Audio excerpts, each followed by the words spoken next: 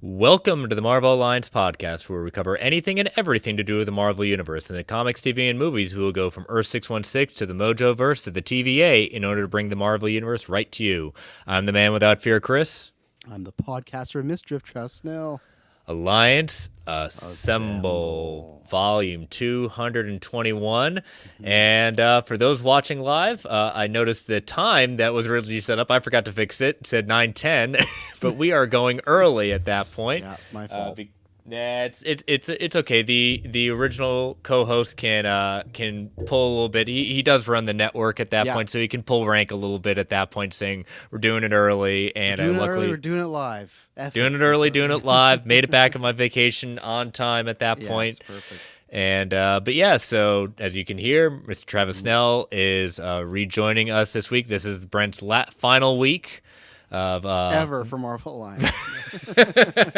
Ever. He Yes, has a pre-recorded message, and he's going to be replaced by TBD. Yeah, TBD. Yeah, we did a draft. We may have to do another draft. Fan vote. Fan vote. Who do we want on? That could be dangerous, though. That could be really dangerous. Yeah, we'll put anybody. You can apply in the just DM Marvel Alliance, and you can just apply. And apply.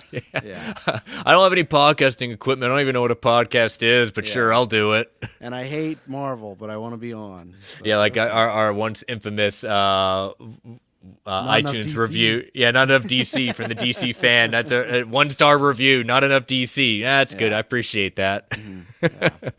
But just got back from vacation at the beach, so it was a good time. And but how has your week been going, Travis? It's good. It's been busy, as we were talking about before air. So it's just that time of year where I got the Gwen's birthday on the weekend, and I got family coming in and out, and then just at Geekverse, it's been busy. So I'm excited. At the end of July, I have some time off, so I'm excited because I don't know why, but I feel like from my last vacation to now, there's been a long spread. So I feel like next year I got to plan it better. But sometimes that just happens in life. You go, oh, I got to take it here, take it there. So been very busy, so I'm looking forward to soon having some time off near the beginning of August, and hopefully get back to appearing here more often because it's been a minute, but I'm back at the turn of the tide. So do you remember when summer used to just be about movies and TV took a break? Oh, I know, and now it's just every week you got something, you got going on this and that, so it's making up for that strike time, I guess, all these delayed things. So,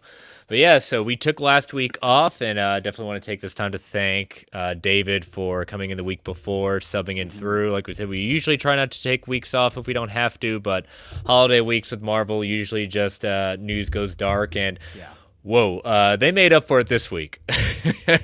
Yeah, they decided to drop a bunch of stuff, and I don't think it's done with the press tour for Deadpool Wolverine for two more weeks. There's rumors. We didn't get them today of that Cap trailer, but if there's rumors, that probably means it's, I think we both think it'll be at least before Captain America or before Deadpool Wolverine, just because that makes sense. It's like, even though I know it's Comic-Con coming up, you still want to, there's not another Marvel movie until February, so I feel like you wanna promote whatever you can with Deadpool and Wolverine, with it being as big as it could be, right? So yeah, we got it mostly confirmed today that D20, the rumors around D23 being mostly Marvel streaming only at that point, and they're pretty much animated stuff, like almost all the animated stuff. Other than they're gonna have their Marvel own Zombies. panel. They're gonna have their own panel for Marvel Animation. Oh, I missed that. Okay, I thought it was just they were talking about that. Okay, so I missed that. But other than Marvel Zombies, I think all the projects we know of, like What If, 97 Season 2, Eyes of Wakanda, and there's probably Spider-Man Friendly Neighbor, whatever, the Spider-Man show, whatever, the Spider-Man show. It's only had 2 name changes opposed to the other Spider-Man show we're talking about. There's gonna be a third coming up. Just you watch, just be the name. It'll be something with home. They'll incorporate that somehow. But no, that's exciting to get all that stuff, and I still want Marvel Zombies too, so I hope we get something soon. Yeah, I mean, 23 is the place not for it. So Windabomb confirmed it's still a thing last week in his little spiel on the official Marvel podcast, that it is still a thing, and supposedly it's the thing he's most excited for. That just seemed to be, oh yeah, we forgot about mention Marvel Zombies. Can you just work it into this little diatribe so people remember that it's still a thing? Yeah, well, I'm glad, because it's just, we had that period of animation rumors of things not lasting. Right now we still need to find out what's about, like season 2 for Spider-Man and all this stuff, but I'm glad. I just want the stuff that they announced to come out, because as Brent has always pointed out, that's a record with the MCU. They've never not put something out until Armor Wars coming up in the next couple of years. But until or Blade. then, Blade. No, Blade's happening. Is it happening with Ali? Is it happening with Ali? Yeah, it's true. There you go. That's a question I won't confirm to. I won't put a trust to you on that. But I think Blade is big enough, and they've sunk so much money into this darn thing. They gotta have. It's like the Flash at this point. You have to do it. But Armor Wars, no, they're gonna realize, or it's gonna be called like Armor Wars and Tony Stark and Downey's back, and there's a whole different. I still stick with that video game's coming out before the movie. I think so now. I think when you said that originally, because you said that right when that game was announced, and I went, no, I don't think so, because like dev time on games can be so long. But now with how the delays that we've with the movie, now I'm in your camp of because now we're not getting this movie at least till 2026. So we're still 2 years away, and that's the minimum. So, but hey, I don't think we have it in the news, but there's photos of the Fantastic Four cast all together right now. So that's like. Not that that's as bad as Blade, but it's just like that's been a project that's been announced and just stating for a while, and they're gonna get ready to film. So that was cool to see them all together. Like, okay, it's happening. The Fantastic Four are on the way. So and day one of shooting happens the Monday after Comic-Con. So yeah, that's gonna be exciting. I really hope. I think it's a no. Well, I don't know if it's a no. Will they? They'll be on stage, right? Is he going to bring them all out? Well, I mean, a lot. The signage out there for SDCC has all the kind of silhouettes of them. So I'd be. They're celebrities. They can fly to wherever, Atlanta and San Diego. It would be a huge miss just to even have them videoing at that point. Yeah. I mean, I get it. It's going to stink doing the turnaround time, flying on a Saturday right out to London after the whole thing. But I mean. What else is it? What else is bigger right now outside of the next Avengers project? Yeah, and depending on the roster, obviously Avengers will still be bigger, but I still argue that there could be more excitement for F4. And I think you got to get that moment. That was always fun when they would bring out the first one with the Avengers when they did the El Capitan event. Like, you do it now and get that exciting, like show the cast together and show their DC's chemistry. Not bringing Superman, so it's I know it's like. It's kind of a layup for Marvel, unfortunately, this year. Like, not that it's a bad thing, but I thought, okay, if DC really shows up, they're going to have some big guns. But literally just the F4 cast together on stage, that can kind of just win the weekend. Unless Matt Reeves does reveal the Batman cast, which I don't think so, because that rumor comes from a very bad source. But if you had something like that, that would be cool. Could you imagine they end the Penguin panel of, I know we're talking DC, but that's how you get hype, is you think it's just a Penguin panel. We're still in DC Alliance's thunder. There's like, stop it. Joe, Travis, talk about this next episode. Imagine the end of that the Penguin, he's like, okay, that's it. Well, except for one more thing. And he brings out everybody. It's not going to happen, because James Gunn's like, I haven't even seen a script, and who knows? Matt Reeves is gonna say, "Oh, they canceled my movie." Watch, she's just gonna go full rogue. But no, F4 cast should be there for Comic-Con. I think that's even in video form, I won't accept it. It has to be in person, or they miss the I'm ball. with you on that one. That's a big miss if they just video it in at that point. So pay for their nice private jet, get them go talk to Taylor Swift. Borrow her jet that she flies over, get the F4 cast there, done, over with. Yep, exactly. So, but we got some early Marvel talk before the real stuff today. So let's get all the show plugs out of the way, network plugs. So we are part of the Geek Ultimate Alliance network with 7 shows covering the wide range of geek and nerdom. To see the full schedule, check out the show notes below and subscribe to the Geek Ultimate Alliance network on Twitter at GUAPod Network so you know when all the shows drop. We also have a Patreon, so if you want to throw a couple of shekels our way, we've got 2 tiers. We've got our tip jar to say, hey, you think we're doing a good job at our $1 tier, and then we've got our $5 tier with ad-free episodes, early access episodes, and Patreon exclusive shows. We have 2 shows on there for Marvel Alliance. We can watch this all day. The Marvel Alliance Infinity Saga rewatch, 24 episodes encompassing the entire Infinity Saga.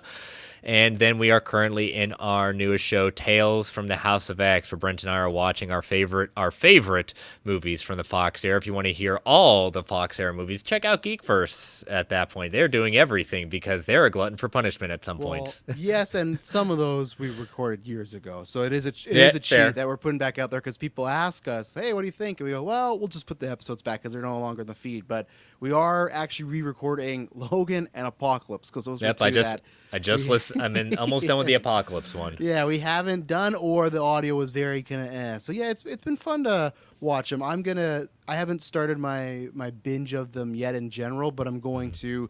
I think I'm gonna watch them all because like Apocalypse, as I said in that review, I've only seen it the twice, and Dark Phoenix I've only seen twice when I watched in the theaters, and then when we did our watch along in the COVID days. So yeah, I'm like everybody else, very excited for Deadpool and Wolverine. So I'm excited. Yep. And yeah, it's and then I don't know, you guys, what's next for you guys? Yeah, we got Deadpool, Deadpool 2, the Wolverine and Logan all up there for the patrons at that point. Brent and I are taking July off just because of travel schedules and the reviews that are coming up and SDCC coming up, and so we decided that it's a little much. Don't want to overload our plate, so we will be recording the original X-Men movie. Live action movie in August. So there'll be a little break at that point, but we'll be back at it. So it'll be X-Men, X2, X-Men First Class, and X-Men Days of Future Past. I will be watching both cuts. At that point, Brian will only be watching one. Oh, yeah, I see. And then after Deadpool and Wolverine, they're going to do the X-Men movies they hate. No, I'm joking. That's not a thing. Yeah, exactly. So, but yeah, so we'll just have to see exactly what's going on at that point. So, but yeah, so we got a lot of Patreon things out there. We've got DC Alliance doing their DC through the years. We've got Joe doing his multiverse minutes with the Disney dives that come at the 1st and the 15th out of every month, looking at every single DC project in animation. And we got a lot of back content out there, so we want to thank our patrons. We can't do this without your support. And if you want to be a member of our Patreon, go to www.patreon.com/DGUA network to get all the lovely content. And if you can't join us on Patreon, take 30 to 90 seconds and rate and review us on Apple Podcasts, Spotify, Amazon Music, wherever you get your podcasts. We greatly appreciate it. And last but certainly not least, we want to thank our official sponsor, OrganicPriceBooks.com, for your omnibus hardcover collect edition needs. JP and the crew at OPB have got it going on with excellent customer service, immaculate packaging, ships around the world. Earn points to get further discounts on your books at that point. Coming up on the final week of securing your extra discounts on these new pre-orders for these collect editions, including Secret Wars, Battle World Omnibus, all the first half of the tie-ins from that the new Secret Wars saga. We've got Daredevil by Bendis and Malee, Volume 2 coming back into print. Coming up on the next movie we were just talking about offline, Alien. So we got Alien, Black, White, and Blood. So an anthology series for them at that point. It's a lot of great stuff, but use that code MarvelGUA at checkout to get $2 off every single order. Lets you know you're a sponsor. And we want to thank them for being our official sponsor. And definitely, a lot of people have been using the code lately. I've been getting pinged with a lot of people in the last couple of months been using the code. So we want to thank you all who have been using that code. And remember, you can use it unlimited amount of time. Saves you on that tax. Yeah, and it's a good time. It's summer. Go outside and read. Go to the beach. That's a perfect time to get a comic book and just just enjoy that sunshine and wear sunscreen, of course. Though. Yes, absolutely, yes. Especially where I was at in Hilton Head. Yeah, that sun's vicious. So, but all right. Well, we've got a lot of hefty news, but the biggest news is the new trailer, the first trailer, the teaser trailer. And I wish they just need to stop saying these are teaser trailers. When you're pushing, when you're pushing a minute, over a minute 30, I take it back. When you're pushing above a minute, it's no longer a teaser, it's a trailer. Yeah, I think a minute under. I'll even give you like a minute 15. For me, my barometer is like after a minute 30, you're for sure a trailer. But 2.5 minutes, this is a trailer to me. And it's like story points too. It's not just like a bunch of imagery. They give you little things that Agatha's up to. So just we're being nitpicky, but still, it's something where it is funny because. Oh, well. Yeah, so as always, if you're watching it on the channel, we're not going to be doing the volumes down. We'll have closed caption. We'll stop at various points. But, this is the second to last show, as far as we know, that was under the Chapek era of let's put out content at this point, because I'm not going to go as far as saying who asked for this, because we knew the character was popular. But probably under the current regime, Agatha all along more than likely would not probably be greenlit. Yeah, and that's the unfortunate thing with this, as far as I guess I'm in that camp where I enjoyed this trailer enough. I think for me it's a wait and see, because they do a much different not much different, but different tone than was expected. As far as we heard, this was going to be like a musical comedy that's supernatural, right? That's a lot of the rumors Mm-hmm. about them. And I think this trailer makes it seem like it could be a lot darker. But my problem is a lot of stuff within the trailer seems like it could fit that musical comedy route. And for me, not a musical fan and comedy, I like it in the MCU, but other than maybe like a She-Hulk or like a Deadpool coming up, I don't seek it out as I need pure comedies from that. So my thing is, if the show can match the tone of this trailer, I'm more interested. But I'm worried that they just cut together a really cool, dark looking trailer. But when we get the show, it's going to be very jokey and tongue in cheek and very kind of a lot of the gags that Agatha would do in that world. Mm-hmm. So, and that's the other thing too, where I do feel like this Ironheart, like it feels weird to say, but in our community, in the few people on my timeline, it does feel like this show Ironheart, like a few of these things, and even I'd say like Cat 4, I know they're reshooting it a bunch, but there's things in this era where it feels like people have kind of almost pushed aside and been like, I'm gonna wait till we start getting stuff like Fantastic Four or Deadpool and Wolverine that came after, like, so it has this kind of shroud over it. So I'm not necessarily that excited. Like, I love comic book stuff and I'll watch it all.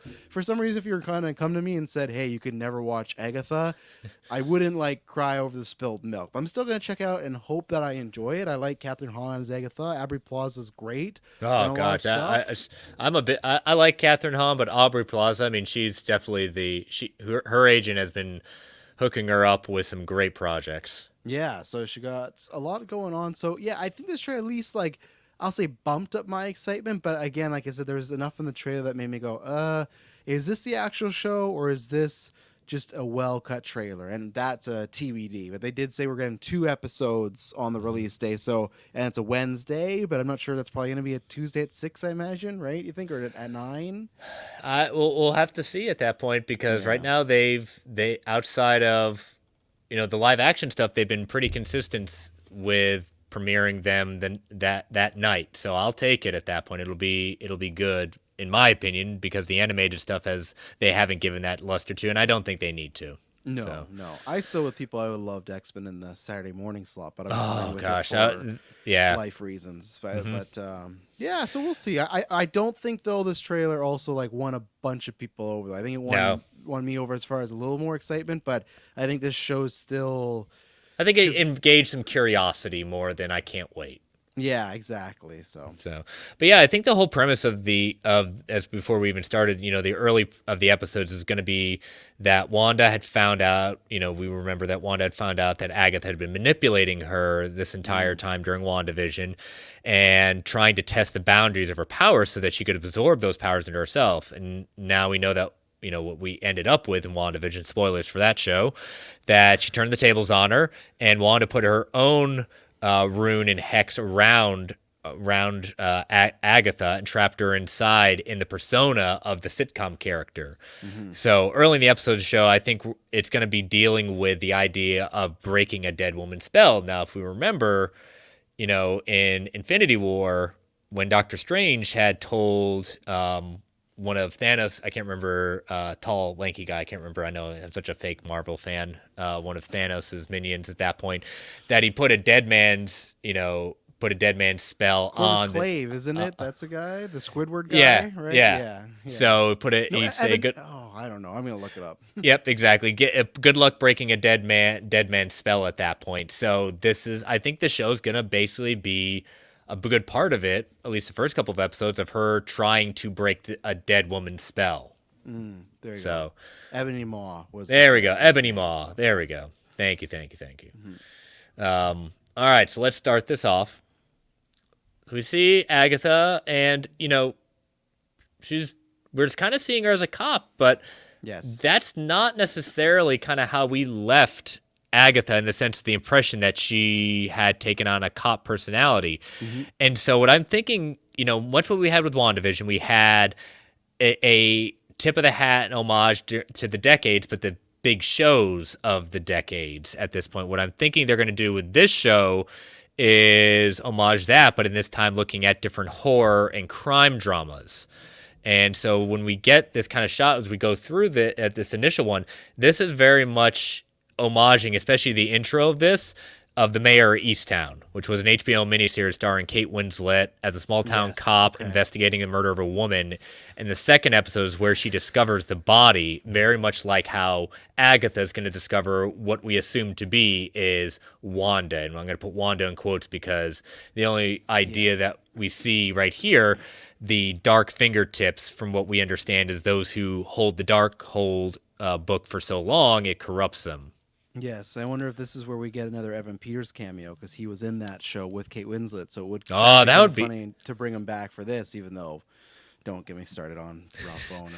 Yeah, you don't want to get bonered again, do you? No, don't want that. And people have pointed out that this Wanda has the same clothes as the Wanda from Multiverse of Madness that was like the what is it, the 363 or whatever it is. What the heck is that called? Some whatever that universe is. I doubt it's her. I doubt she's just dead here. But yeah, I don't even think we're gonna see look at this body. We're just gonna see the body. We're never gonna see a face. I agree with you. Yeah, so I don't think they're gonna bring Lizzie Olsen back for just this shot here. But yeah, it's that True Detective because I feel like not only just crime shows, but the era of true crime podcasts and documentaries are very big in our era as well too, right? So I feel like this does. David, I'm going to ban you from the gimmick show. He's been boner in the chat. I'm gonna found a new co-host. No, but yeah, I think it's also a good kind of homage to WandaVision because that's what they did, right? Was the different eras, like you said. So it's different.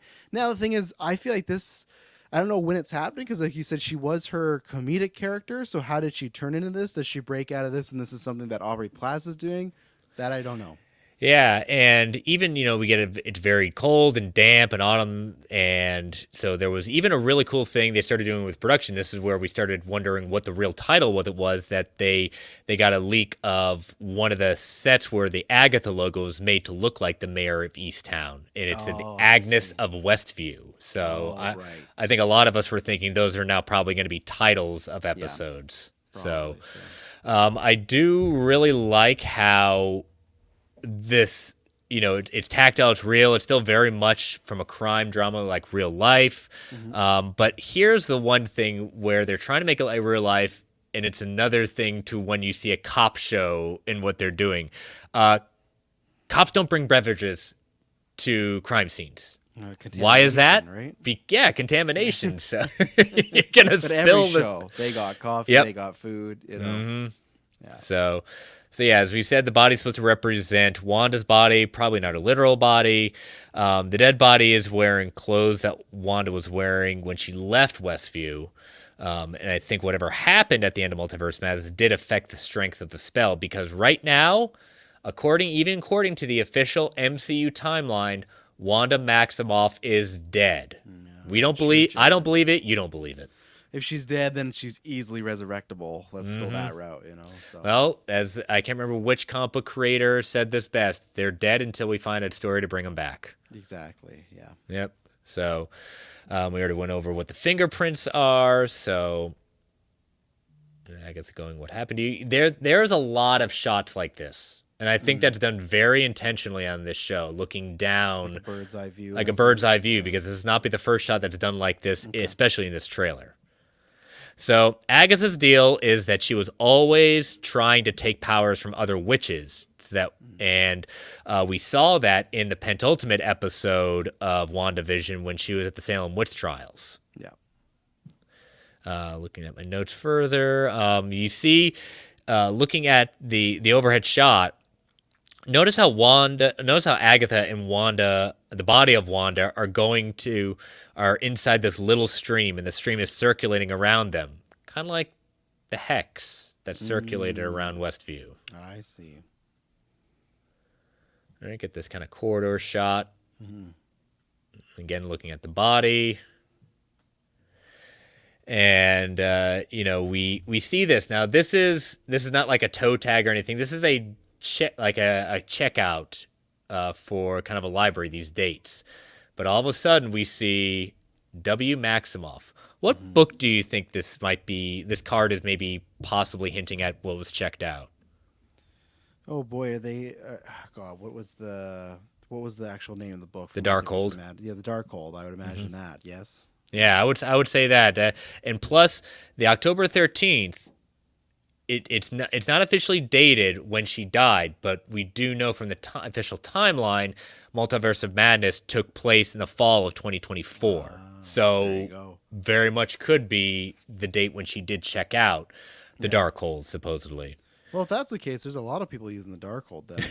Yeah, That's a lot of exactly. dates on there. It's like we've lost a lot of people, So And so we get, if you're watching closed captioning, we get a quote that says that, is this how you really see yourself, Rio? We are introduced to Aubrey Plaza, playing another witch, and her name is Rio Vidal.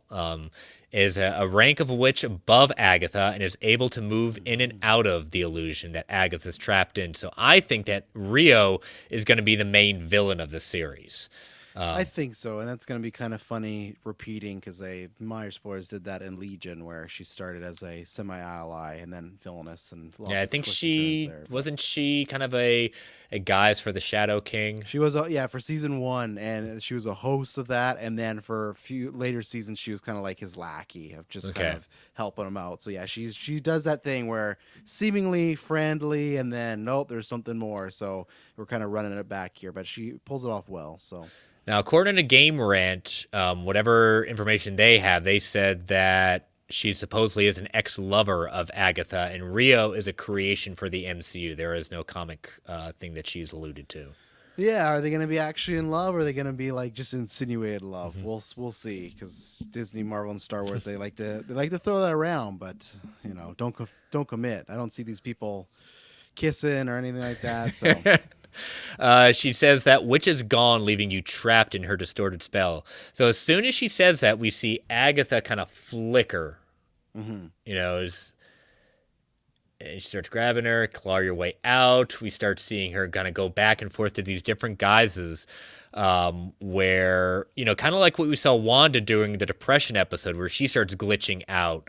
And as soon becomes more aware of the hex around her, the illusion started to collapse and the different eras started to appear around her. Now, Agatha does the same thing here with the different clothes. We see brief flashes from the 1980s outfit, from the Modern Family documentary episode, the 1970s, the black and white, where she was simply just the nose. Now, I'll have to say this. That is a cool effect.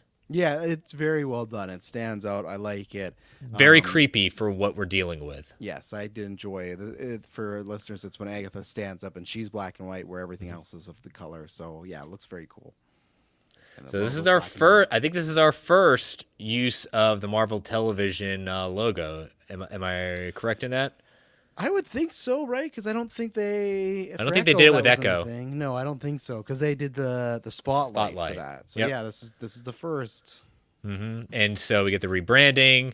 That we got the purple around us that's symbolizing Agatha, but the roots, calling back to the roots in Agatha's basement that were the source of her power. And did you catch the song that's playing throughout this? I know you're a big fan of this band.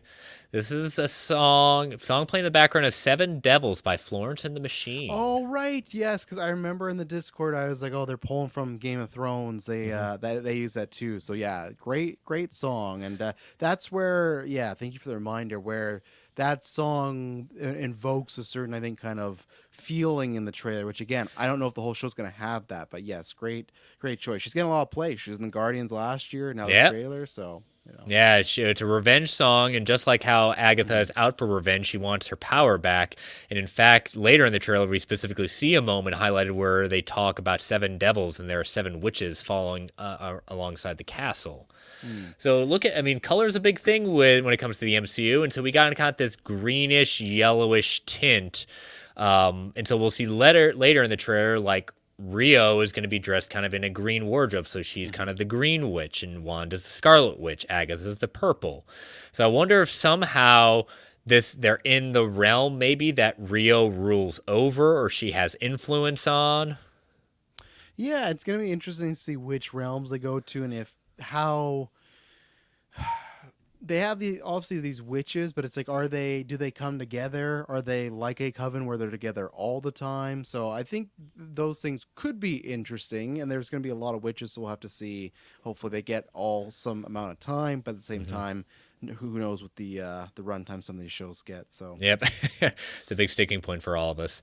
yeah. So we see a shot of Agatha's feet where she's wearing the same robe that she wore in the Salem witch trial. So remember, in WandaVision, we saw where she was put on trial, not by the townspeople, but by her fellow witches. But Hmm. instead of killing her, she stole their powers into herself. And Mm. so now notice that the stones that she's stepping around, they look very much like the kind of summoning circle used to trap people. The markings on the Oh. stones are, they look to be runes, and we learned kind of what runes are all about in WandaVision.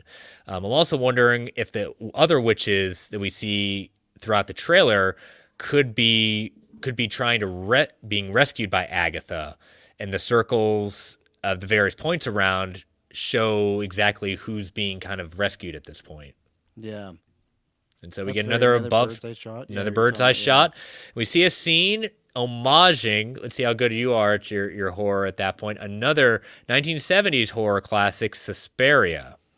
Oh boy, I've not seen that one in a while. That's a very that's not for. I'm not gonna say No. like the common folk. I'm not gonna say it's a tougher watch. And I've actually still never got around to watching the modern day one that they Yeah. remade with Dakota Johnson, Tilda Swinton. I haven't, because it's a very dense movie at times. But that it's a cool thing to evoke because I think that's a very wild movie. So Yeah, so it's about witches, and it's a ballet school where all the teachers are witches. So, of course, the show could be relating to the people in the coven, and they're witches teaching others. We see Agatha here trying to summon her powers with her hands, very similar to what she did in WandaVision, trying to break the spell. And it's possible that the various title changes we've seen over the past year are giving us the episode titles, but also emoting the type of horror or crime drama that we're going to be dealing with throughout that particular episode.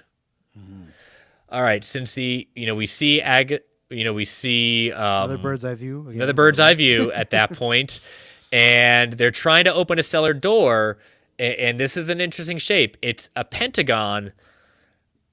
We had the hexes in WandaVision. Now we have the pentagon, but we're not going to get a pentagram because it's Disney, and they're probably not going to go that Mephisto far. confirmed. No, I don't think they go. That incites a few too many things, but Yeah. Mephisto confirmed. You heard Yeah. it. Oh, absolutely. Mephisto is all over the place. Mr. Scratchy, right? Yeah, he's gonna be there. So breaking open at that point, she's got a bunch of witches around her. So here's a good look. I like that. I like that. Looks very demonic. It's not exactly, but I feel like it's closer to like what was going on in Multiverse of Madness or an Evil Dead. So it's looking like it's a practical type of demon monster too, which I always appreciate because I know CGI is the easier route, but still I think that looks more scary than any, because I was like, I know people love the movie, but that was like one of my issues with Shang-Chi when they had those whatever those creatures were. And I get you can't make Yeah. those practical, but for me, I just didn't enjoy them that much because they just looked very CGI. They didn't blend with the situation with this. This is looking very scary, and that's where I'm interested to see. I'm not saying the show's gonna get like a mature rating, but I think they are smart as well to put it out around Halloween. Obviously, it starts in September, but it's gonna have that type of hopefully werewolf by night vibe. So hopefully this demon is more around in the Halloween month. So And it's also, relating back to the horror movie we just talked about, it's very much kind of similar to the demon that's in the modern day update of Suspiria.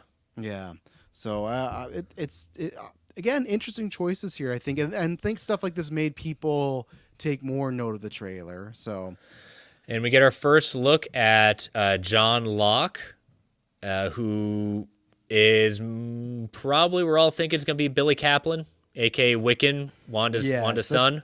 that's been the big rumor for almost the past couple of years. I don't know, what does that mean for the other son though? If that's him, like where is And that wouldn't be totally one just off comes back? well, that wouldn't be totally off the realm if they're kind of channeling some of the ideas of the comics, because when they were figments of her imagination even in the comics, but then they were reincarnated back into different bodies, different boys separated at that point. So it was only when the Young Avengers kind of came into play that they refound each other. And so they could be kind of doing something like that.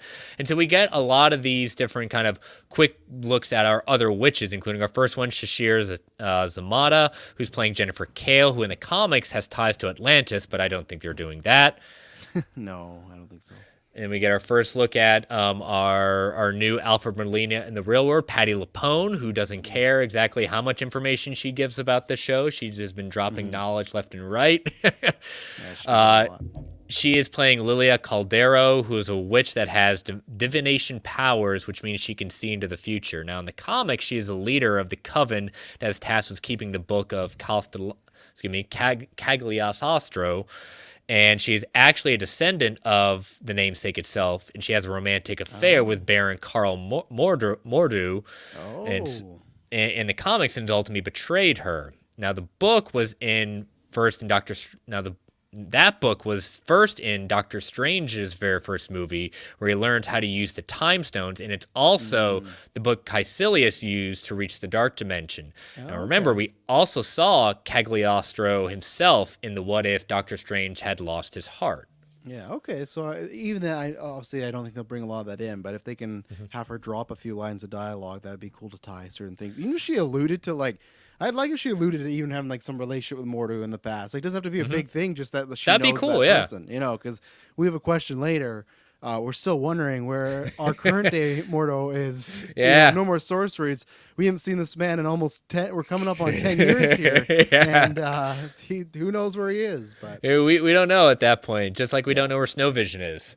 No, but at least he is as a show. We know, you know what? We're going to see Vision's show. I'm waiting for that Baron show to be announced, but I don't think we're getting that. So then we get a look at Deborah Jo Rupp, who was in WandaVision as Mrs. Hart, who was not a witch in the show and has no powers, even though she tried to break the spell when her husband was choking to death in episode 1. Yeah. But I do think she is going to be in the show, and she's going to turn into one of the witches.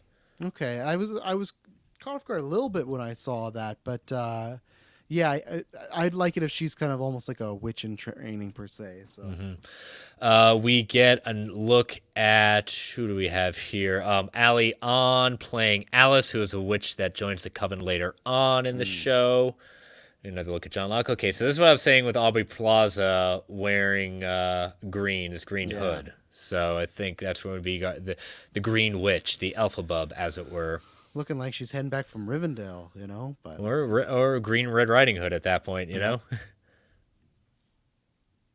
This Halloween season. All right, so we get another look at the Coven. What are we, some type of Coven squad? I know. All right, so this is the infamous Witches Road at this point. Now, we've heard some rumors about, the big joke was at the end of WandaVision, there was supposed to be a secret episode that was going to drop at that point. Those rumors have come back with a fury in regards to this show. Like, they're already starting with, like, we're going to have a full season, and then we're going to get kind of a mini, like a long single episode drop just entitled The Witch's Road. Yes, but remember, I don't know if you recall the origins of that was planned to be a Disney Plus, what the heck were those things called? We only got 2 of them now. Right? The specials, what were they? Oh, yeah, the Marvel specials. Oh God, what did they call them? That's as bad as it. I know, yeah. It's not Spotlight, and they're gone. We'll special presentation. Yeah, and that was the rumor that that was supposed to be a Halloween one. That was earplugs for people that don't want any spoilers. 3, 2, 1.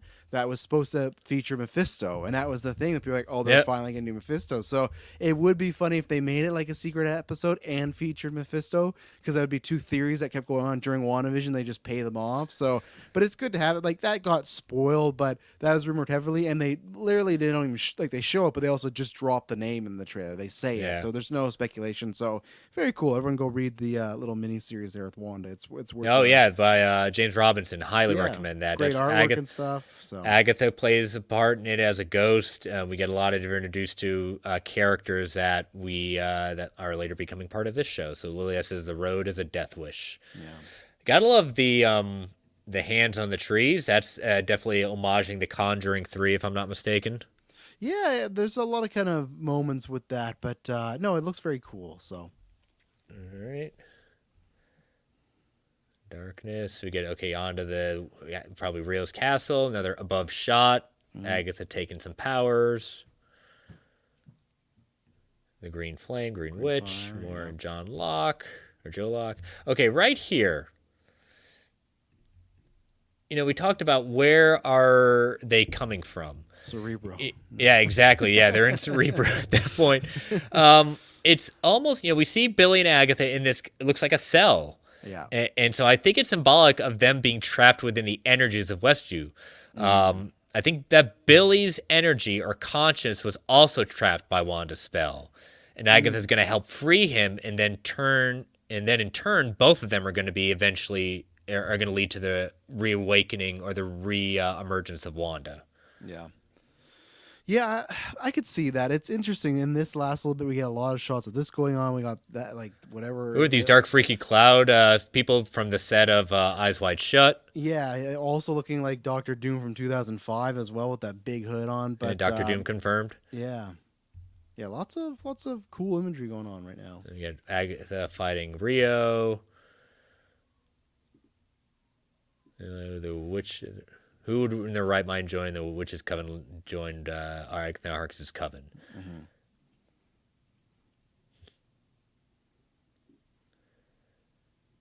So we got a lot of doing a Ouija board because why not? That's a cool shot. Yeah, that's cool.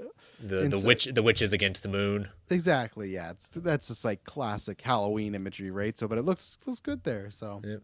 We got bees coming out of the mouth. Homage and Candyman. Mm-hmm.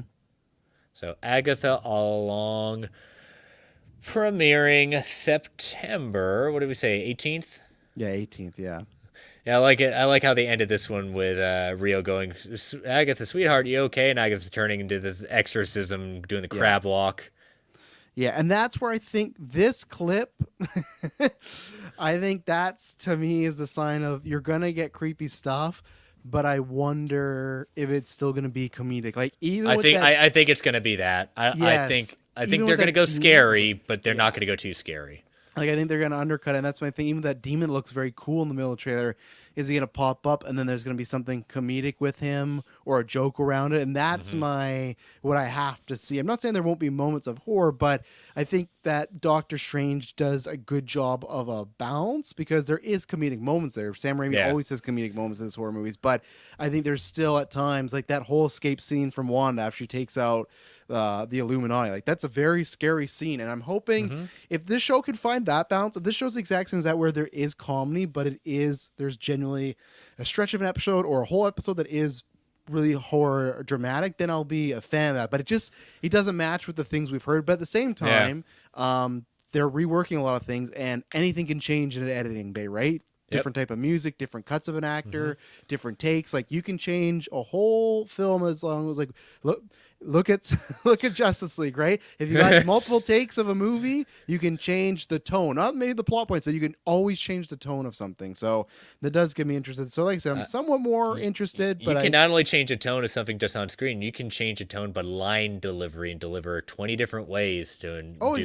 20 different interpretations. And same thing, that whole scene with that zombie at the end or being possessed, you could change it with, they could pick a comedic type of music or a scary music, and that could change the mood and moment. So it's for me, it's TBD. I think we'll know by the first 2 episodes, though. Those will show, and then we'll see what type of show we're getting.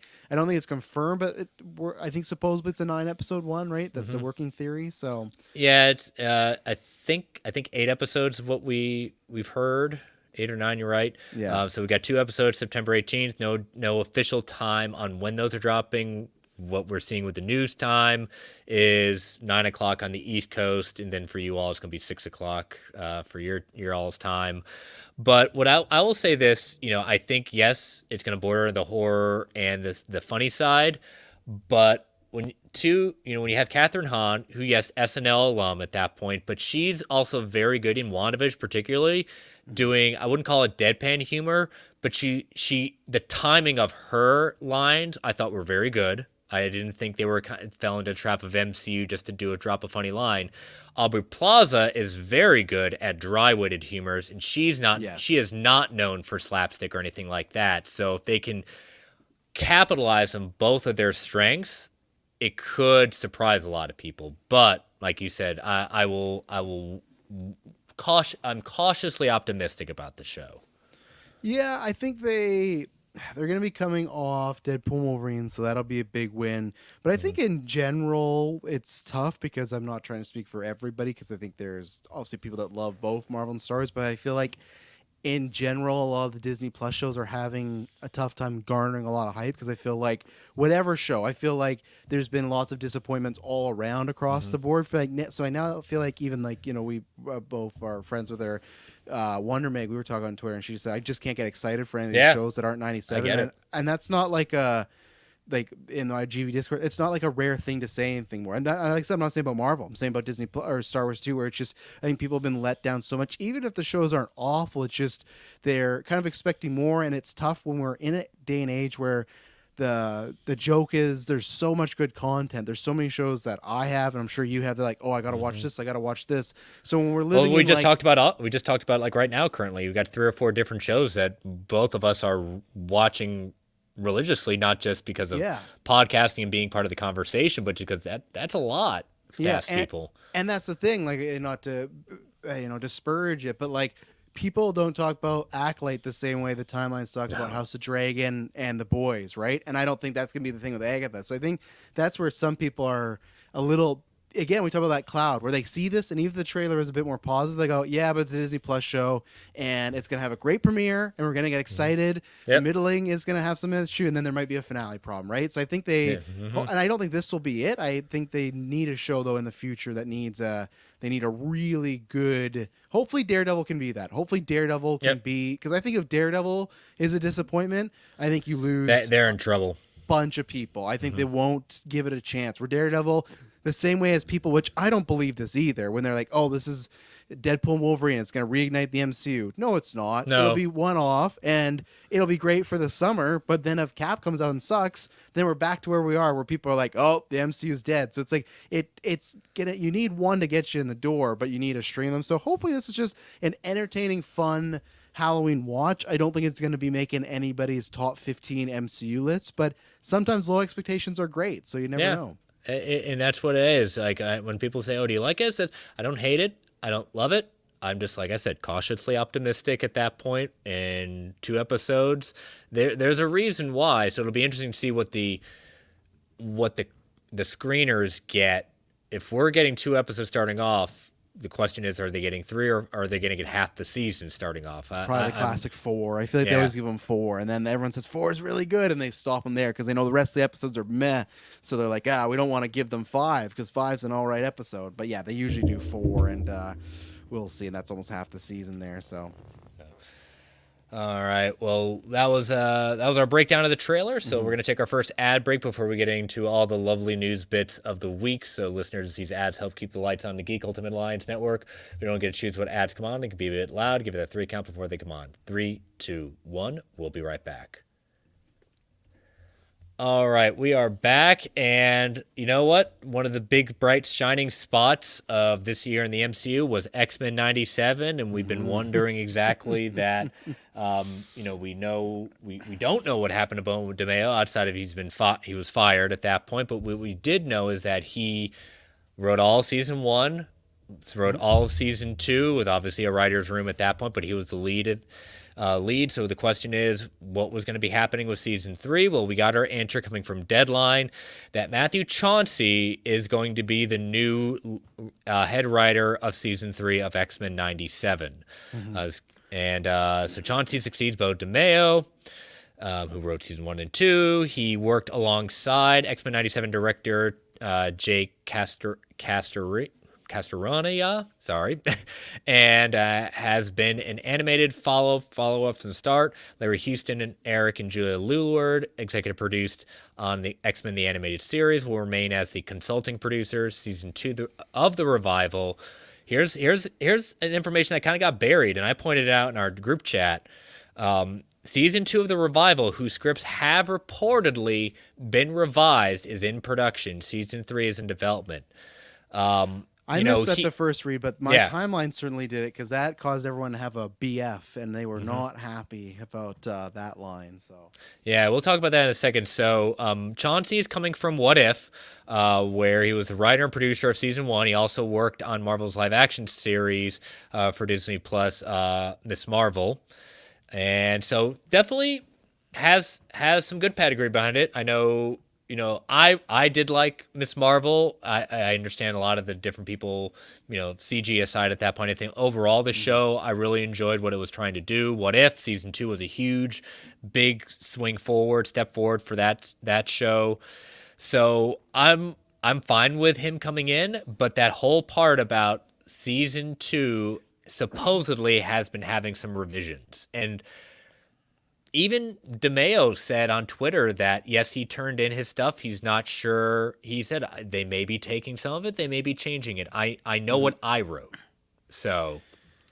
And he's going to be public about it when those screen, because that's one thing that it's an interesting situation, because there's just been scuttlebutt that I'm not going to repeat on here that like what may have gone down, right? But the thing is, with Marvel doing a clean break and just saying, hey, we've decided to go in our own ways. People say there could be drama there, but without them coming out and saying, hey, there's a drama here and this is what happened. The person also has a platform, and this is me all speaking allegedly. I have nothing that he would have done or anything like that, right? So it's the same thing of, if he did do something poor or improper or even just like harassment wise, but that's not in the ether, he can kind of just speak freely, because as of right now, he's just the guy that wrote a great season of X-Men, right? Yep. If we were to learn some of these claims, people might go, oh yeah, it's a good thing. But now, and we talked about this in our group chat, where he became the eye of the ball last year with the X-Men, because he was all the homework, all the hints, everything about like where he was channeled. Like, what I will say about this, whatever he did, whatever reason fired, good or bad, he really kept to the show. Didn't badmouth anyone. Yep. Didn't go off. He even called out saying, yes, I was a head writer, but we also had a writer's room. This like he did good in the sense of not sounding sour grapes. He towed the company line. He did, but and he's tied to a non-disclosure agreement, so he could be sued. Yeah. So but he did. But at the same time, there is a writer's room, there's other creators, everything like that. But it was hailed as he's the guy that did this. He should be writing the MCU X-Men. Right?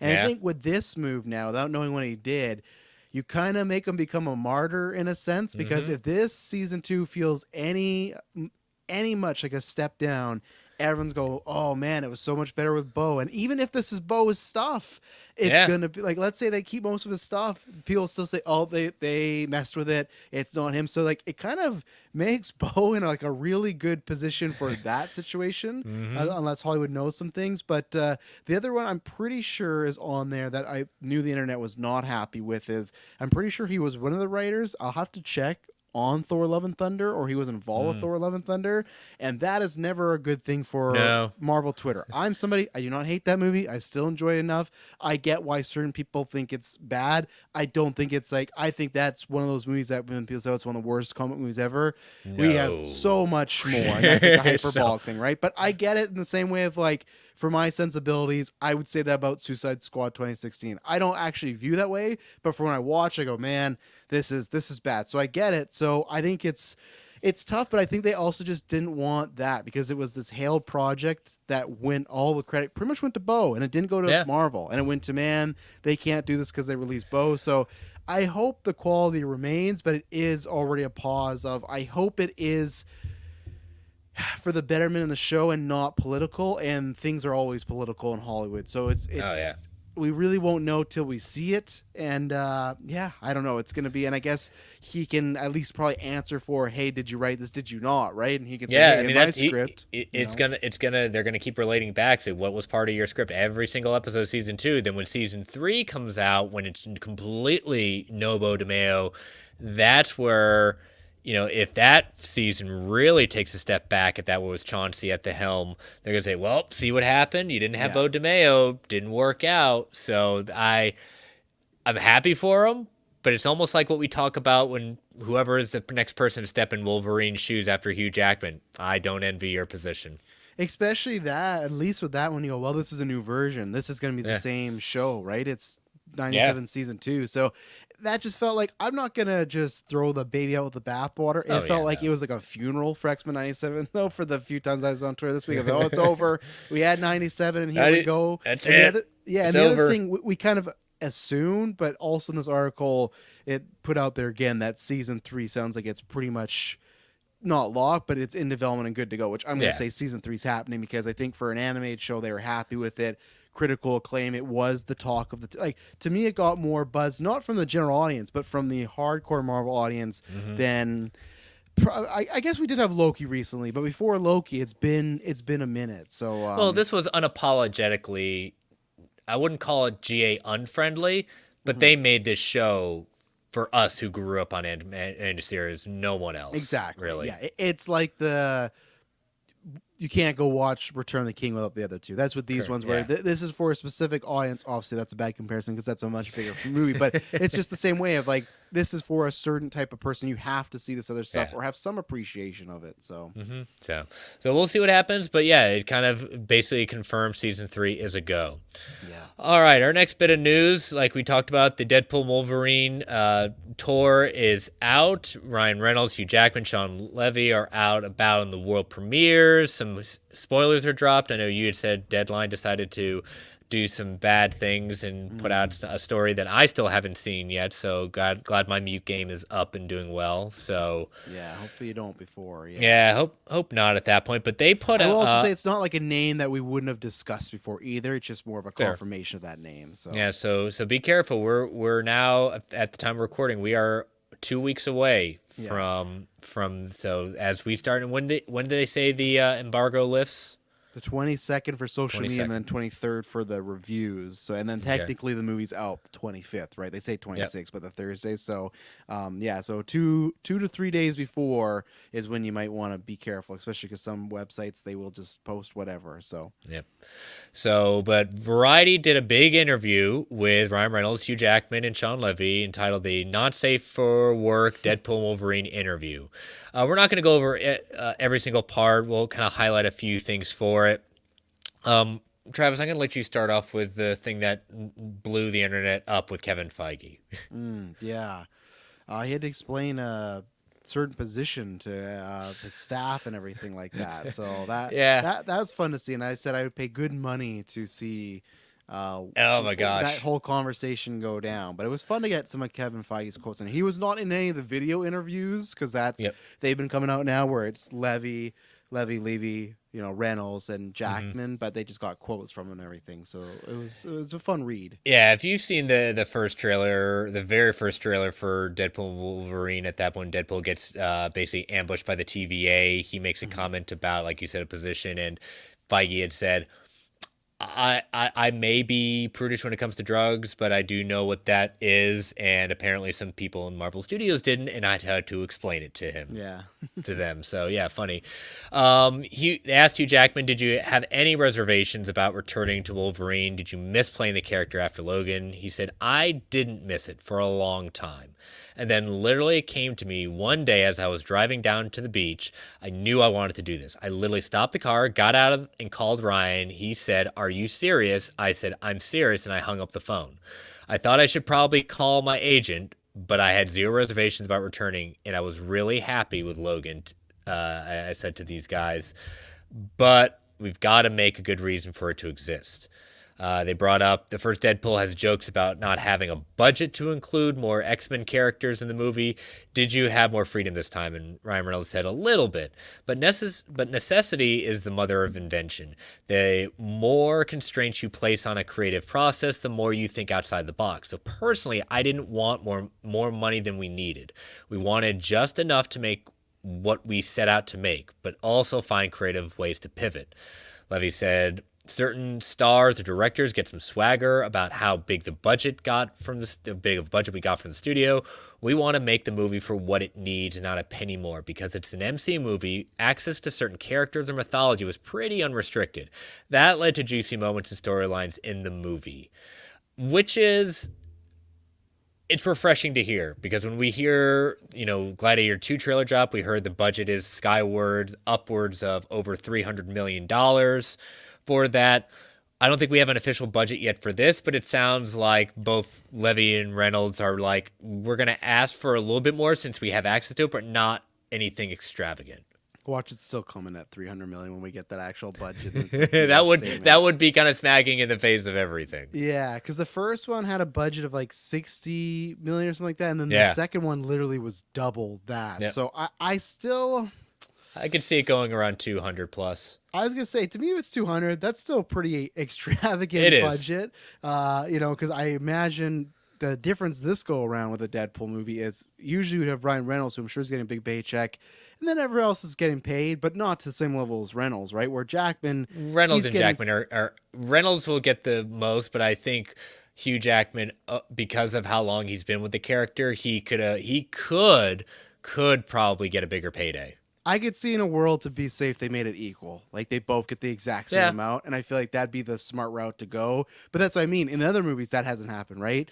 There's no one close. Like, sure, Brolin's a star, but like no one carries the weight that Reynolds did. So even just that inflate the getting Hugh back, and some of these numbers were nuts. Like, because what was it? Downey got paid like how much million just to be in Homecoming for a little bit. So it's like if they did that for small scenes to get Jackman back, even though he wanted to. Remember, the age of big paydays are done, right? Yeah, and there's still a game to it, right? Where it's like, well, you want to get him back. And it is, Deadpool 3 would have always been successful, but the idea of talking about this huge, biggest radar opening of all time, I don't know if that would have happened without Jackman, because it does bring that. And luckily it seems like we're getting that, because I was somebody that I still, if you had a gun to my head, said it'd have a big opening.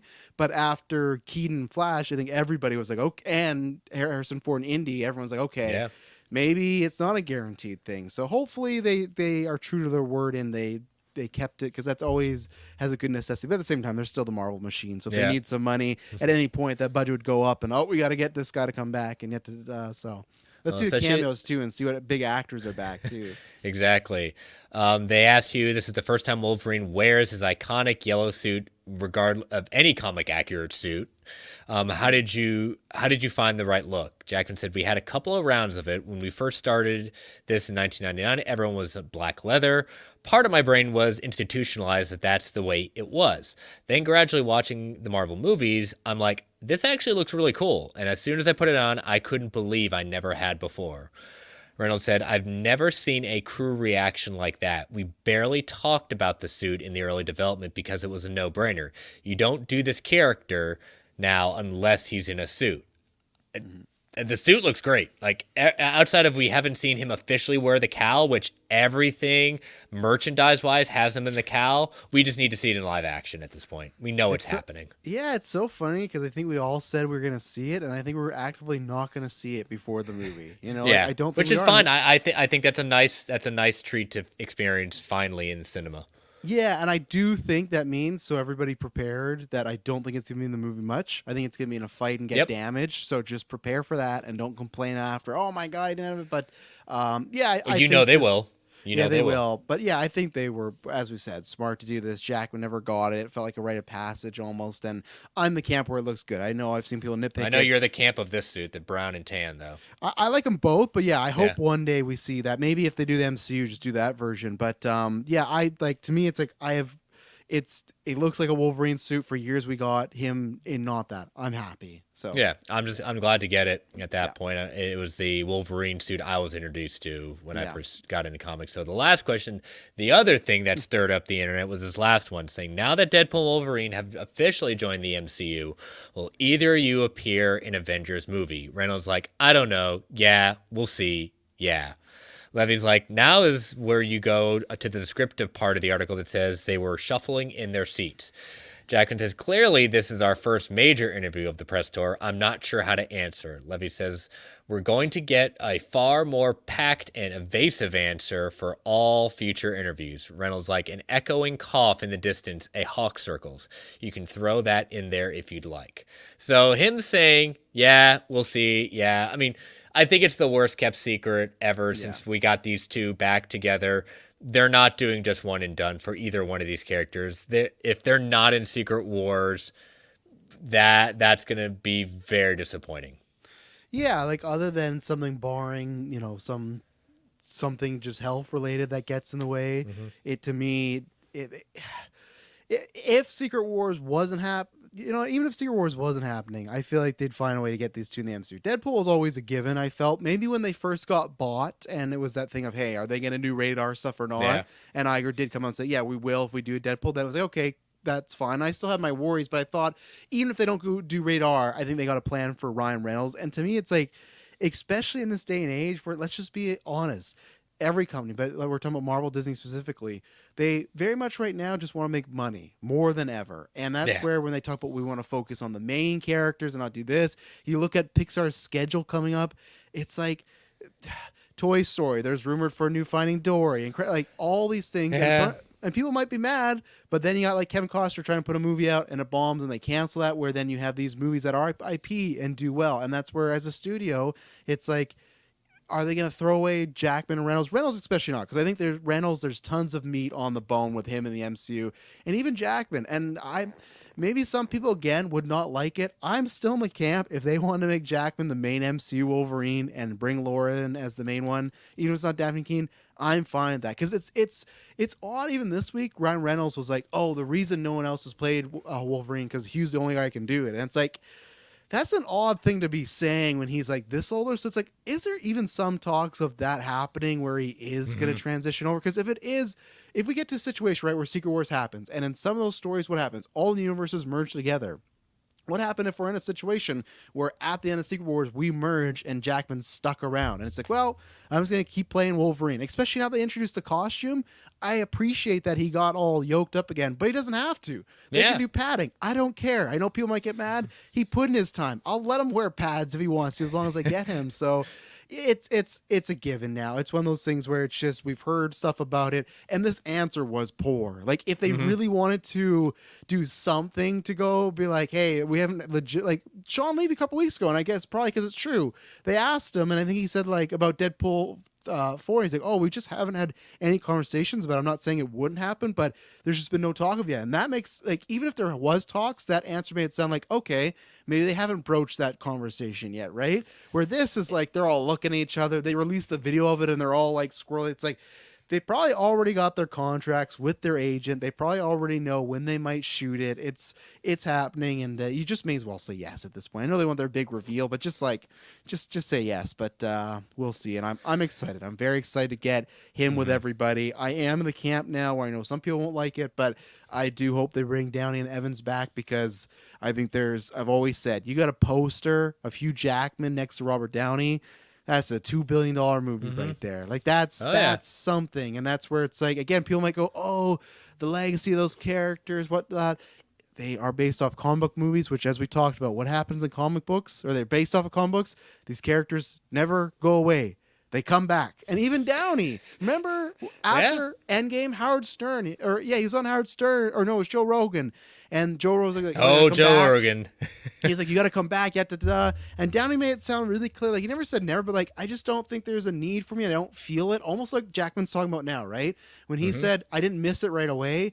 Downey's been away for a little bit. And guess what? Won an Oscar finally. He won an Oscar. Yeah. And that's the thing where I think he already proved it. So he's like, oh, I could be that guy if I want. I'm going to go back and do Iron Man. And it was, I think, a month ago, maybe a little more so, that he literally said, oh, I would come back and do it. And it was a couple weeks ago. He said it. Yeah, with Jodie Foster, that Variety on Variety thing. And he said he would do it. So it's like, well, he's going to be back.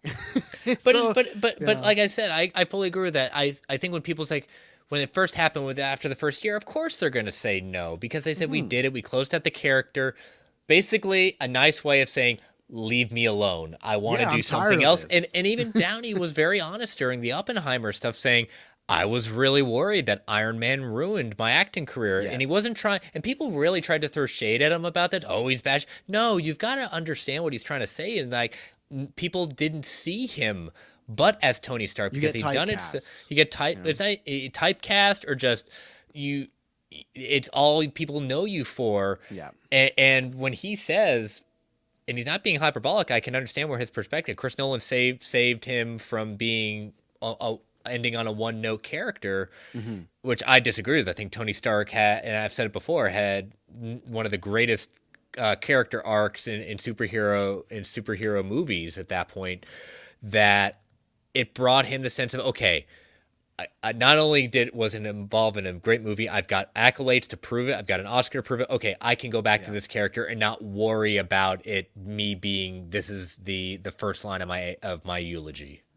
Yeah, you know? And for me, as long as I want them to be good. You have the multiverse. In that case, like I said, get Evans, get Downey, get Garfield, get Maguire, get Holland. Let's have some fun, you know. And I think we're gonna get majority of that. I think Downey's a lock because there was even rumors they tried to get him for this. So and again, I just feel like too. The other thing that'll happen is they'll see a lot of money, and that was also the defining thing. Of like, like I said, a poster of Ryan Reynolds, Chris Evans, Downey, Hugh Jackman. It's like, yeah, that will do quite well. Meet the multiversal Avengers. Yeah, exactly. Yeah. So no, it sells itself, like I said, $2 billion right there. Pay up. We know we're getting it. It's just a question of how and when. So yeah. All right, our last news item from the studio that refuses to put Spider-Man in their titles of movies comes what was known as Noir and other ideas. Now it's officially titled Spider-Man Noir. We get some casting updates. We already know No, it's not. It's just Spider Noir. Oh, Spider Noir? That's the official title. It's called Spider Noir. Yeah, they not dropped Spider-Man Noir. Yeah, it's like Facebook. Are you screwing with me? Yeah, no, I'll find it. Let me find it here. I you know, sometimes I can never tell. I'm saying it. I thought that happened this week. Let me go to news. Okay. Here. Well, while you're trying to find that at that point, we know what it's about. We'll discuss Spider-Man Noir right now. We know Nicolas Cage is officially playing the live-action Peter Parker character in a 1930s. And we also got a confirmation that it is going to be set in the 1930s Depression era. But we got some new castings. One coming from Deadline, actor comedian Lamorne Morris from Fargo has been tapped as a series regular, where he's going to be playing Robbie Robertson. And for those of you who are not big in Spider-Man lore, Robbie Robertson is one of the big wigs at the Daily Bugle.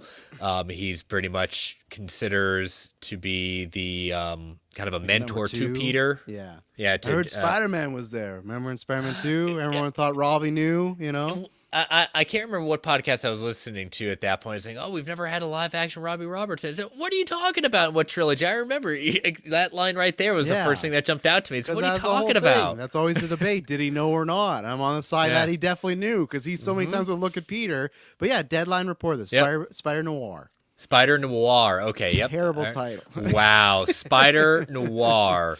Goodness gracious. I want to break the studio that refuses to put Spider-Man in the title. Goodness gracious. I want to see what the contract is. Is there a reason why they can't do that? Because you would feel like for namesake, Amazon put the word Spider-Man on there. Like why can't you call it Spider-Man? Get me Spider-Man, Sony. Yeah. Get me Spider-Man. Yeah.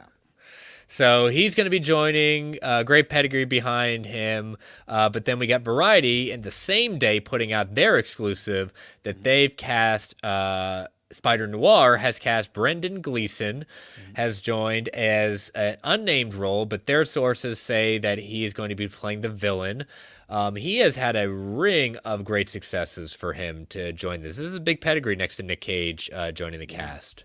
Yeah, and also to shout out to Brent and sometimes Phil, who we talk on the vodka stream. RPK actually got the Brendan Gleeson thing a week ago, and he had reported that he's playing the monster. And in that same report that he put that there's rumors that Sandman might be in this thing.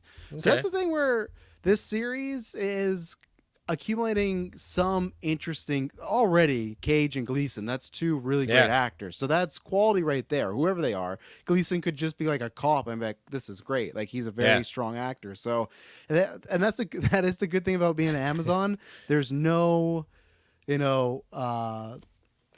no end of sight for the money that they need. That's the difference when we talk about the movies. They can go spend $1 billion Lord of the Rings because, we make that in like a couple months, a week or so. So it's just like they can do that. So it's interesting. The Robbie Robertson, I don't understand, because I even asked you when we were talking the chat, like, is this still confirmed to be the 30s? And all the articles still say it is, so I guess they're just going to do that. I don't know what they're going to do with the origin, so I'm getting more and more intrigued about this show, and hopefully we've not seen Sony do live-action television, so maybe that will give them better results than the movies, kind of like video game movies, right? Where outside of animation, that's been the biggest thing they've been successful with. Yeah, so just like video game movies where, those weren't really working for a bit, and then we've been getting them, a bunch of video game TV shows that have been working, so maybe like animation, Sony will find out that, we should do this stuff in TV. Like, it works better here. Because I want this to be good, and they got Nick Cage, so like please be quality, just Yeah, watchable even, it's we've seen typically with Amazon first seasons a drop all at once. Do you think they Yeah. continue with this? Again, they should still call it Spider-Man to get that name, but I think Yeah. I don't think they will. I think with it being a Marvel show, I think they might do the 3 and then the whole series. They could easily Yeah. do that because The Boys was a binge, but I'll say they'll do a 3. But and they then didn't rest of know the the series. boys being the boys. Comic book people Exactly. knew the boys, but they needed Yeah. to get people locked in with. They put Spider Noir, or let's just say finally they decide to do Spider-Man Noir. Yeah. Maybe they get it. So Also Nick Cage too, who would be a Yep. bigger star than God, a that lot press of the tour is going to animated be so shows. much fun. That's going to be Yeah. another fun press tour with him talking about it. I think so too. Yeah. But all right, so that's all the news for this week. Big hefty one after taking a week off. So, listeners, we're going to take our final ad break before we get into listener feedback and factor fictions. So, listeners, these ads help keep the lights on the Geek Ultimate Alliance Network. We don't get to choose what ads come on, and they can be a bit loud. So, give it that 3 count before they come on. 3, 2, 1. We'll be right back. And we are back. All right. So, listener feedback for this week. We only had one question coming in from Mr. Omari Daniels. So, he writes that what post-credit scene are you most hopeful to get a payoff for? This can include the Disney Plus shows. I'm mostly looking forward to seeing Hercules show up in Thor 5 if we ever get it. I think we're going to get a Thor 5. Hercules payoff?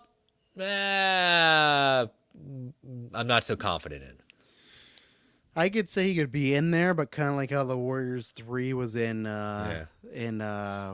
Thor Ragnarok, where they just kind of I could see him being like a opening villain. But I think the plan was for Taika to come back, and I think that's clearly not the plan now for Taika to come back. But yeah, what's some of your post credits we have not seen a payoff for? Yeah, one that I was excited for, but now I don't care about because it's been so long, was the Shang-Chi one. I really liked that end credit scene. That was very exciting because I thought that was the meeting. Oh, this is our new Avengers, is Hulk and Captain Marvel, Shang-Chi, Wong. I was like, oh, this is cool. And then nothing's really come of it. I'm sure I had a theory that they were communicating with Galactus at one point. Then when Quantumania became a thing, I was like, oh, maybe it's communicating with Kang, and that fell on its face. So so I hope it's not one they just kind of forget about. So that would be I think the movie one.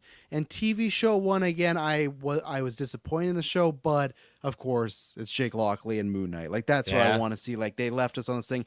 Technically, it's why I'm still fine with that is because you could end the series there, and the twist is, oh, he did have a third personality, and then you just move on. But to me, I want more, and that's still something I want expanded upon. And Midnight Suns. Yeah, exactly. Get us to Midnight Suns, but they got a lot. Unfortunately, with Phase 4 and 5, they got a lot hanging out there. They got Dane Whitman with a sword. They got Clea. There's a lot that is just hanging out there. But those would be the two of the more recent ones to me. Yeah, I will say for Disney, I'll start with Disney Plus first. I'll say with Falcon and the Winter Soldier, Sharon Carter, the power broker. I forgot about Whoa. Like, we've got a big thing hanging out there at that point, and that's one of the ones that I thought would be tied to Armor Wars as well. Yeah. So, I again wonder if she's just like in Cat 4 is like a cold opening that he just wins or beats her. I don't know. But I forgot about that, right? That she was the power broker. Yep. 2 for the movies. One's kind of cheeky, and I'll do the cheeky one first, is Kang the Conqueror at the end of Quantumania, the Council of Kangs. I know the real world stuff about what's going on. I'm just being cheeky about it. But my real one is going to be with Clea and Doctor Strange. Yeah. Where they basically said, we've got an incursion, we do it, so we haven't really seen, and I'll still claim the idea that the Marvels we saw our very first incursion. Not the way I wanted it, but it is technically an incursion getting ready to happen.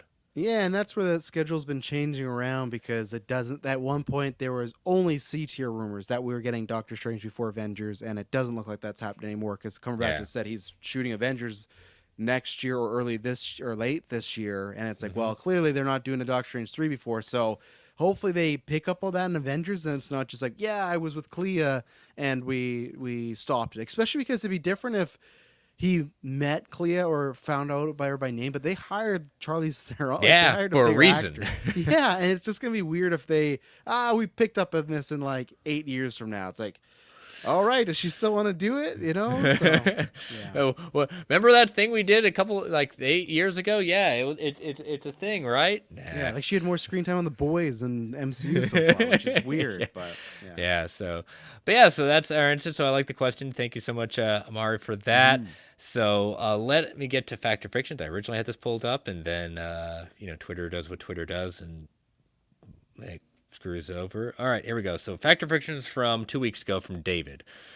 With Fantastic Four taking place in the 1960s, we will see 1960s variants of other Marvel heroes. 60% said fact, 40% said fiction. What do you think? Are we going to see 60s versions of any of our MCU faithful? Oh, that opens up a whole can of worms because I liked when he said that. My heart says yes because I always find fun with that. You get different versions. I'm going to say no, though. I think they're going to come from a world where they're primarily the only, if it is alternate universe, they are the only kind of beings other than the villains they fight or Doom. I just mean like Fantastic Four type of characters will come from that. The same way as like, I don't know, Deadpool, now that he's been linked to the MCU, there was never an Avengers in the Deadpool as far as we know, right? So I'm going to say it was just the F4 in that. But I want it to be, and I don't need like Tom Cruise as Tony Stark. Just give me some fun actor like, oh, this is Tony Stark, or he died. Like, that's what I did like about Multiverse of Madness, where I know it's a mixed thing, but I like seeing, okay, a little variant here and stuff. So, but I'll say fiction on it.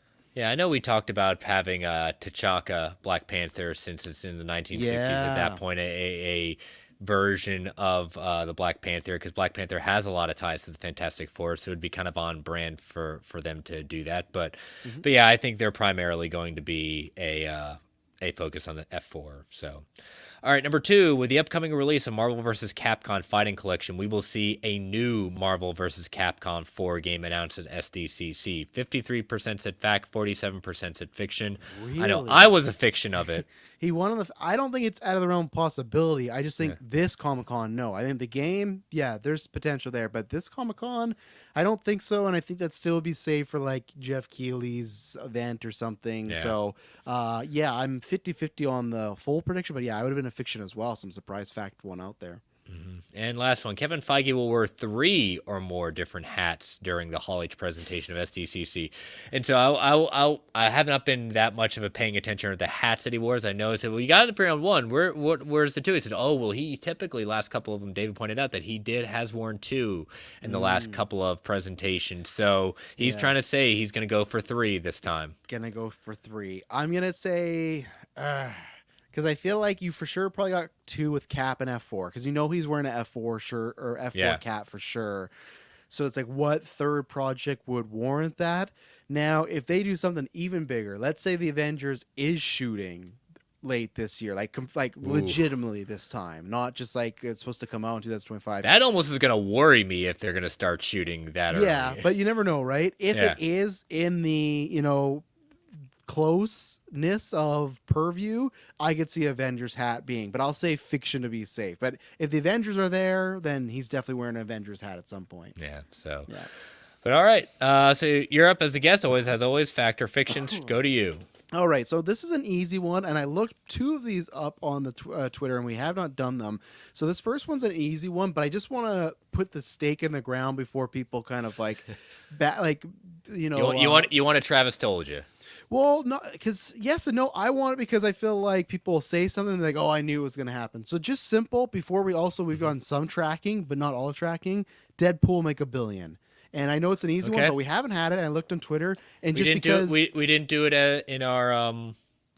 in our 2024 predictions? Maybe, but we didn't put that to the people, right? So I want to see what the people are thinking, because we've gotten that thing of 155 to 165, right? Yeah. But Inside Out, which hit 1.5 billion, that was something where once you get to the weekend, they didn't know it was going to hit $1 billion, but all the projections were like, oh, it's going up. Like everything was, these were the projections. It's expected to do 30% bigger, this and that. So that's why I don't want to be the week of where, we're already, people are saying, the projections went up like 200. Because I think if we're getting that 200, 250, it's hitting $1 billion. So I'm going to say... Okay. I said it will not make $1 billion at the box office. Okay. So that was one of my big predictions. It will not make $1 billion. Okay. I've been back and forth because I think at times I would say fiction and everything. We just had Inside Out do it. Despicable Me might. I think that's still a very big surprise to me. Yes. And the difference is though, family animated movies in summer, right? Yep. So it's not the same audience, but I think luckily what does warm my heart is I think people are really excited for Hugh Jackman to come back. Yep. They're of course excited for Deadpool 3, but that for me was a hang up of, is the nostalgia act going to work? Are people like Keaton, like Ford? Are they going to be like, oh, whatever, I already have 7 movies, Hugh Jackman, I don't need to see this. But clearly, I think that's going to do it. So I'll put my stake in the ground, and I'll say it's going to hit $1 billion. Okay. Follow up. Not going to be tied to it. Not going to hold you to it at that point. Inside Out did it in 3 weeks, correct? Yeah, it did. Yeah. Okay. Will it beat? If you're going to go with saying it's going to do it, will it meet? Will it do it within 3 weeks? No, I think just because that's a lot of families all together, because that's already like when me and my family saw it, that's a family of 5. When me and my wife see Deadpool, that's just 2. Yep. And even if we go back, me and Emily would have to go back 3 times to equal 1 showing of Inside Out with our family, right? We'd have to go to 6. So that's where for me, I think Inside Out, it was perfect timing. So if it does hit it, and I'm not a surefire bet, by the way. I'm a fact, but I could easily see it just being just under. I think it will be bigger than the other 2 Deadpool movies, but it won't be as fast. I could see it being a little longer. But luckily, August, it has some stuff, but it's not as huge as the other months. So yeah, since I still put it out there as it will not make $1 billion, I'm gonna still stick with. I'll be happy if it makes $1 billion. I'll be unhappy that I'm proven wrong because I always want things to be successful. But I'm gonna stick with it. It will fall short of $1 billion, which I do not think. I still hold to, if it doesn't make $1 billion, it's not the end of the world. If it comes close to it, I think that's as long as it comes close to $1 billion, I think we point to it as a huge success. So. Oh yeah, exactly. Especially as Marvel had a rocky year last year. So. Yeah, exactly. So all right. So what's your last one? No, that was the first one. Okay, never mind. Sorry, we talked a while for that. I was like, wait a minute. Yeah, so I had these compared for the themes here. So this was for Agatha. The end credit of Agatha All Along will allude to Wanda's return. Yeah, I'm gonna go fact on that. I think everyone's waiting for it. I absolutely do not think you're gonna see Olsen in this at all. No. Not any new footage. Nothing like that. She didn't film a secret cameo. She didn't do anything like that. I think her return will be tied to the Avengers movie. She will not be showcased in this. Yeah, I agree. I think what I picture is like the end of Pirates of the Caribbean 3, where they feel like they need to, and these witches could even be part of the reason why Scarlet Witch does come back, and maybe they're seen in Avengers. But I think that'll be because they're leaning on a lot of Wanda imagery. I think some people more in the general audience that do watch this might be disappointed if they feel, oh, you could get something Scarlet Witch related. Yeah. So the end credit tease is kind of a like, hey, I know you're here this whole show. Wanda's not here, but she is coming back, or they're working on a way to get her back. Yep. So I think that's the hope. I think that's the hope people want. So I still love the story about that Pirates of the Caribbean 2, where they didn't tell anyone that Jeffrey Rush was coming back. So when you see that scene when he's walking down the stairs, that is their genuine reaction. They did not expect it. I don't know who they said was coming by the stairs, but it definitely was not Jeffrey Rush. They said. Chills. That is one of the best endings, cliffhangers to a movie ever. Of what's happened to my ship, and they get Jack. I would love something like that. Obviously, wouldn't be Elizabeth Olsen, but something on that thing. Make Tony Stark. Taylor Johnson, get him back, and that he can get his sister back. But so this one was timed for if we would have got the trailer, but we didn't. So I'm still going to go with Brave New World here because I've had this one in the bank for a while and I've just been waiting to get back to Marvel Alliance. So I'm going to say Brave New World will not cross 500 million at the box office. And that's based off we had Marvel's obviously not do that great, and then Ant-Man, what did Ant-Man Quantumania? That same thing, right? It didn't cross 500 million, I think. Didn't. So that's why I was going with, because we got new Cap. I wonder if that's one where people feel they might need to skip, because I feel we've talked about before where people are more choosy nowadays, not as much money to throw around. So that's what I'm saying. It won't cross 500 million. What else is coming up that year? That's the year of Fantastic Four, Superman, but it's in February. It's February. I meant more so like what's coming out around then. Do we know what's coming out around then? I will find out. So it is one of the biggest ones because we were talking about that with the Batman versus Superman Legacy, right? I'm still going to call it that. So other than that, there's Paddington, 3 that's come out. Mickey 17, which you don't need to worry about because that's not going to get in the way. So really, for the first month, the first 2 months it's fine. The only layover it could have, which they'd be ready for a new movie, is you got that Lion King movie late in December. Yeah. So that's going to go over. But really, for the it's got it to itself. The year of 2015. The year of 2015. We're past that. And then just to give some context, the month after, if people were saving their money, they got that Ryan Coogler vampire movie and Snow White, Disney's Snow White. So I will go against it and say I will say fiction. It will cross $500 million. I'm not going to put my height yet just because I haven't seen a trailer yet. And I want to see because a lot of people came out of that CinemaCon really hyped about it. Yes. They were very impressed with the scenes they showed for a movie that's been under a lot of scrutiny. Yeah, and that's why at first, do I ask without a trailer? But I'm like, that's why maybe it can still be intriguing because a trailer could change my opinion on this, right? If a trailer looks great, then I go, absolutely. Or if it looks very underwhelming, then I go, not so much. So oh boy, I'm gonna. It's tough. It's a good factor of fiction. I'm gonna say fiction because to me, I don't know how it's going to be quality-wise, and I think Ant-Man Quantumania, some of the quality didn't make people recommend it or go back for repeat viewings, but I think Paul Rudd's a bigger star than Anthony Mackie, and I think with Kang, they were showing that to be a big step to the MCU. Like, you got to see this. This is the new big bad, right? And people came out, but not in droves, and I think that Harrison Ford, he didn't have the pull of Indiana Jones, and it's a new Cap. And I think with the MCU right now, if we were rocking Phase 3, no way. I think it'd be a huge hit because the quality's been a bit shaky for people. I'm gonna say it's gonna be under. I think it would be like Ant-Man, where it would be in the 450. It might be just under, but that's what I'm gonna say for now with no trailer, and we'll revisit that in February. But I just feel like in general. I don't know if the hype's there for a Captain America without Chris Evans now. I don't know. So, like I said, I'm confident in the fact of knowing what's around it currently right now that they should be able to. I think my other reason why I think it's going to cross 500 million is if they really, with the rewrites, with the reshoots, and they're really trying to channel this as a continuation, not necessarily an official continuation of Winter Soldier, but they've said it. They're trying to do this in the guise and the tone of Winter Soldier because they know it's my favorite movie of the MCU. Yeah. There is something to be said about that caliber of a movie. If they can repeat that again, they've got a surefire hit on their hands. So yeah. But we'll have to see. But as always, I will post those Sunday afternoons, so let your voices be heard. And so as we know, we've said it before, Comic Book Club is taking a brief hiatus until after Deadpool and Wolverine. Brett comes back next week. So that is our penultimate show before Deadpool and Wolverine and STCC. So hopefully next week we'll talk about our STCC plans. Right now, what we can say with Travis here, that right now there will be a Geekverse Marvel Alliance crossover happening the night of the Hall H presentation. Time to be determined because we don't know the time yet. So we'll on the shows and Twitter and everything, we'll update you all once we get that and stuff. But we'll do another episode covering everything. We'll probably do what we do before if they do a panel, as they've said, and be live a little bit before and react to some news. But hopefully it's a good one with some fun stuff. Hopefully we get some maybe trailers. Maybe they don't need to go banana sandwich because we've seen how that bites them in the butt. But hopefully it's still a good time. So again, Travis, thank you for subbing in this week. Yes. It's always a pleasure reuniting the original crew.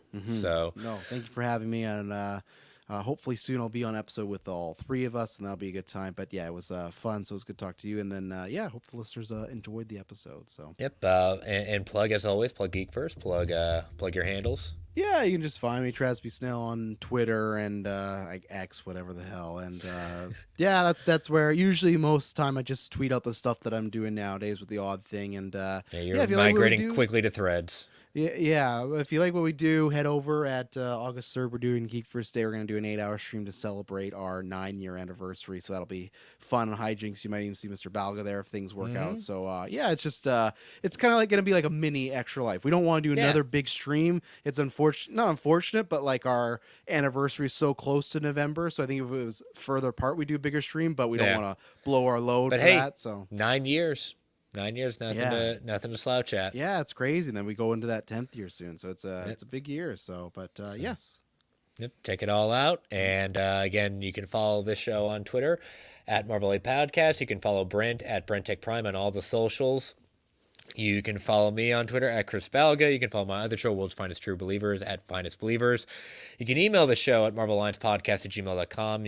And feel free to tweet, email if you want to provide feedback, ask questions. All DMs are open across the board. Continue to rate and review the Marvel Alliance solo feed on Apple Podcasts, Spotify, whatever platform of choice. We greatly appreciate it. Thank you all for joining us live in the chat. Thank you all for listening. Stay safe out there, everyone. And as Stan the Man would say, Excelsior, true believers.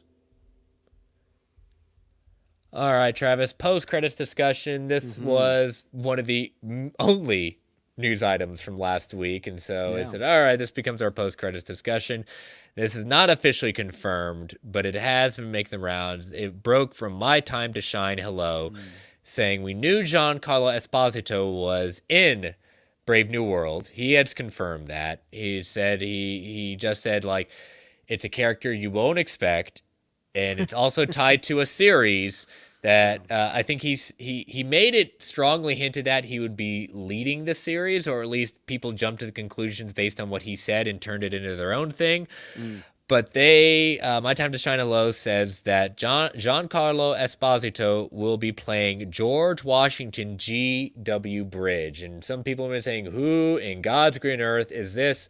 If you're watching live. A lot of us were saying that, but when I saw that image that you see out there, I said, "Oh, I remember that guy. I have a comic card like that. That's the card." So, that's a cool card. He looks like he's from the Duke Nukem game. Yeah, exactly. So for those people like Travis who don't know who GW Bridge is, in the comics, Bridge started off as a member of the mercenary group known as the Wild Pack, later called the Six Pack, which was led by Cable. He'd later become a high-ranking member of S.H.I.E.L.D. as an acting liaison in Mutant Affairs. In the footage screen at CinemaCon, he was not featured in that. This is a new... He has been recently added. He is part of the reshoots at that point. We've seen him win a very kind of known Mark get up. He has kind of knives across his chest at that point. So... the character was created by Fabian Nicieza and Rob Liefeld of Deadpool fame, and his first appearance being in X-Force #1, August 1991. Character served in Vietnam War, where he was 17, eventually joined that group, eventually called the Six Pack. GW always has a grudge against Cable after believing he was abandoned when the team encountered strife. After joining S.H.I.E.L.D., he worked his way up to Commander. He would encounter Cable again in the years to come. The two eventually found peace. As the years passed, GW became an ally of sorts, keeping Cable, X-Force, and X-Men aware of any mutant-related issues that S.H.I.E.L.D. found. Not a superhero to speak, armed with his ability in hand-to-hand combat and skill with firearms, he's more of a strategist more than anything else. Given his ranking, he also has access to top-secret information and advanced technology. Up until now, his only on-screen appearance with non-speaking cameo in X-Men The Animated Series during the episode Time Fugitive Part 1. You can see him there with his arms crossed, looking like Nick Fury with no eye patch almost, So G.W. Bridge, Giancarlo joins, everyone was trying to be fan casting him. He himself was trying to put it into the ether that he would like to play Professor Xavier. So one could say he's being typecast because the way he's kind of coming off, I don't think he's a full villain, but I also don't think he's a friendly in Brave New World. Yeah, I feel... I'm fine with him not being Xavier. If I would have had the choice, I would have liked that because I would have enjoyed seeing him do something different because he has kind of been typecast over the years. That's why, obviously, it's more of a horror movie, but I feel like that Watch Max scene where he gets to play like a almost comedic character. Oh, he's in it? Fun.